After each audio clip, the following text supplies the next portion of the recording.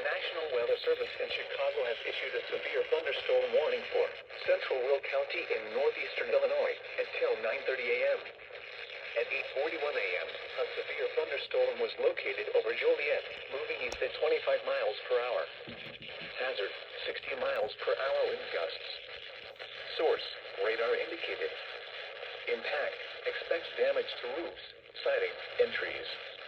Locations impacted include Joliet, Orland Park, Tinley Park, Romeoville, Lockport, New Lenox, Palmer Glen, Mokina, Frankfort, Crest Hill, Frankfort Square, Manhattan, and Gulls Park, Elwood, Preston Heights, Fairmont, Rockdale, Crystal Lawns, and Wilton Center. For your protection, move to an interior room on the lowest floor of a building.